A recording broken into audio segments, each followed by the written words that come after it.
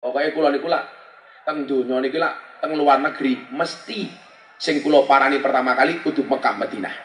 Kalau sesuk niki kula tanggal 30 November sampai 20 Desember saya cuti ngaji. Kula tanggal 30 aja mangkat umroh sampai tanggal 5. Tanggal 5 kula mangkat teng Eropa, niate liburan. Ternyata mau dicegat oleh masyarakat muslim Eropa, jadwal teng Eropa. Tanggal 16 kula teng Qatar, tanggal 18 kula nonton Piala Dunia final. Lumayan, maho. Ya masa aku ngaji terus kan aku capek. Sing tim jadwal niku ngamuk. Lah pripun lho, Pak? Sedina niku wong njaluk ngaji 500 permintaan bendina. Kula tak kumpulke kabeh sebulan iki 15.000. Setahun aku iso ngaji ping 1.000. Lah jadwal sebulan tak tompo kabeh berarti waktuku entek 15 tahun. Lah krotone nganggur. Nah, mila kula ngomong, aku tak cuti lah. Lah tapi kula lateng Eropa mesti kula mampir Mekah Madinah dhisik. Soalnya iku kota paling nyenangke. Mila kula wingi mulih kaji, tiyang mriki tak dongake, muga-muga segera dipanggil oleh Allah Subhanahu wa taala. Meninggal Gus. Ya ngurung rampung wis amin. Dipanggil oleh Allah Subhanahu wa taala untuk ibadah haji dan umrah. Aku susu cangkemmu. Urung rampung wis amin. Oh Gus Nudan dia ini. Wes, saya ingatkan satu hal. Secinta-cintanya kalian dengan Allah, please jangan berinisiatif untuk menemuinya. Oh, dewe iki nganggep Gusti Allah mung kaya ambulan kok. Napa niku? Hanya dicari di saat butuh saja. Pak Babinsa tak dengake, nggih. Pak Babinsa ini orang baik. Saya berwasiat kepada Bapak Ibu Beji, tolong Pak Babinsa, tolong jangan dikubur sebelum mati. I love you, Pak. Santai mawon, Pak. Nah, saat Nabi Muhammad Shallallahu Alaihi Wasallam mau meninggalkan kota Mekah, beliau dengan mata sejuk, mata sendu memandang kepada kota Mekah. Saat itu Nabi Muhammad Shallallahu Alaihi Wasallam mengangkat tangannya, kemudian beliau berdoa. Bukan berdoa sih tepatnya. Beliau ngendikan ngeten, ya Makkah, wahai kota Makkah. Wallahi innaki lahabul ardi ilayya walaula anni ukhristu minki ma kharijtu. Wahai kota Mekah, demi Allah, engkaulah tanah di dunia yang paling aku cintai. Kalau seandainya, kata Nabi, kalau seandainya aku tidak didolimi, aku tidak mungkin meninggalkan engkau wahai kota Mekah. Kula niku nggambarke Mekah Madinah niku kaya Jogja karo Jakarta.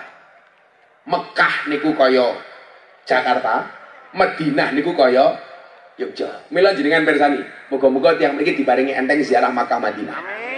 Mesti lak wong Batang kon manggon ning kota Mekah karo Madinah luwih betah ning kota Madinah. Wis mesti otomatis niku. Kula niku nggo jamaah oke kaya ngopo? Pilih manggon ning Mekah apa Madinah? Mesti jawabannya Madinah. Nabi Muhammad begitu berat meninggalkan kota Makkah. Tapi begitu beliau masuk kota Madinah, beliau kembali mengangkat kedua tangannya dengan menghadap ke kota Madinah. Apa yang beliau sampaikan kepada Allah? Allahumma habib ilainal Madinah kahubbina ila Makkah au asad. Ya Allah ya Rabb, anugerahkanlah kepadaku mencintai kota Madinah sebagaimana aku mencintai kota Makkah, bahkan au asyad, kalau bisa lebih dahsyat daripada itu. Pertanyaannya sederhana, kenapa Nabi Muhammad mencintai kota Makkah Madinah?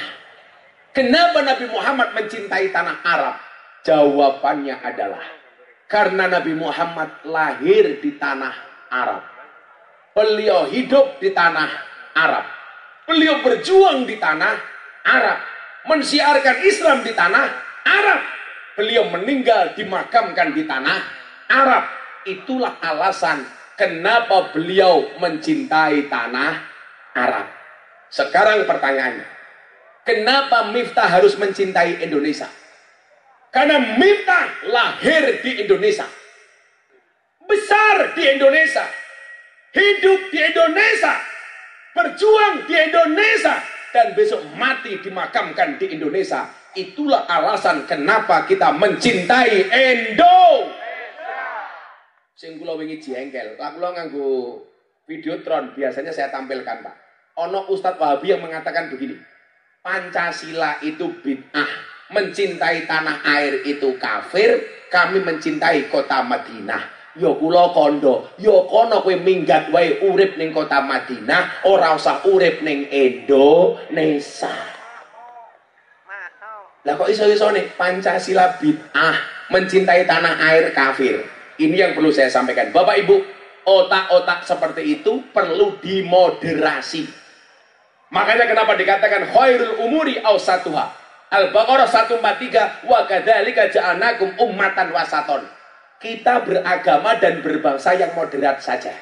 Mila jenengan mirsani ceramah saya di hadapan Investor Daily Summit 2022 11 Oktober kemarin di hadapan Presiden Jokowi dan Menteri Kabinet serta pengusaha dunia, Indonesia dan luar negeri di Jakarta Convention Center. Saya bilang apa? Saya bilang sama Presiden, mohon izin Pak Presiden, saya membuat gerakan moderasi, beragama dan berbangsa yang happy dan menyenangkan.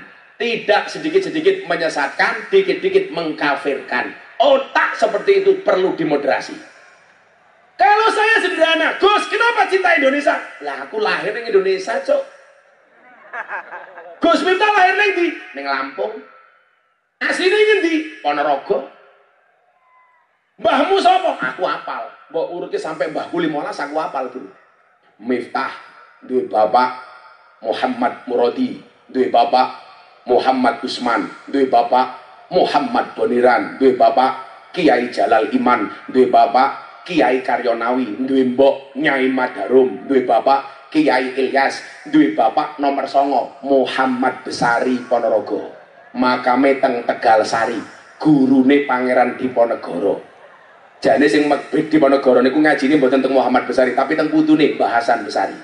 Muhammad Besari wis nomor 9 tau kula. Dhuwure Muhammad Besari duwe bapak namine Kiai Anom Besari, makame teng Caruban Madiun. Anom Besari duwe bapak nomor 11 dhuwur kula, sinten Abdul Mursad, makame teng Kediri. Nomor 12 Pangeran Demang 2.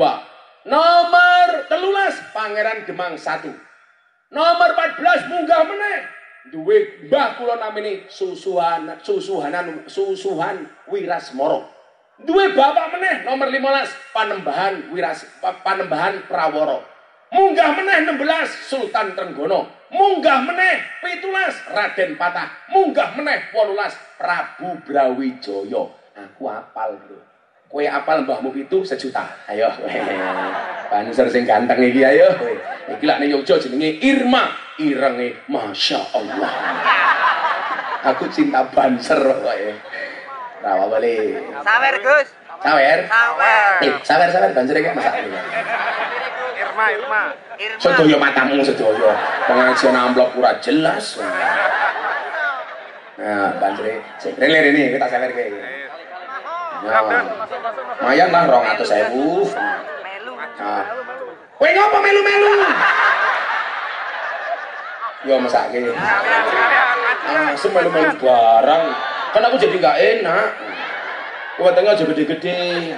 Wong lanang lek wetenge gede biasanya manuke cilik. Ya margani. Dadi nyuwun sewu. Otak-otak yang kemudian pengen mengganggu kerukunan bangsa Indonesia seperti Ustadz yang mengatakan niku wau.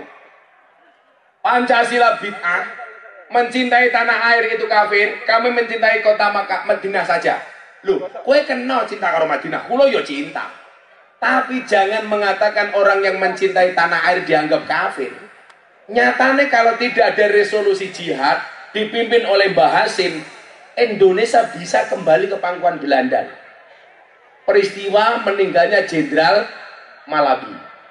Itu kalau nggak ada resolusi jihad dari Mbah Hasim, Indonesia balik dan malah terang-terangan HP wae, HP ini crossing gaya.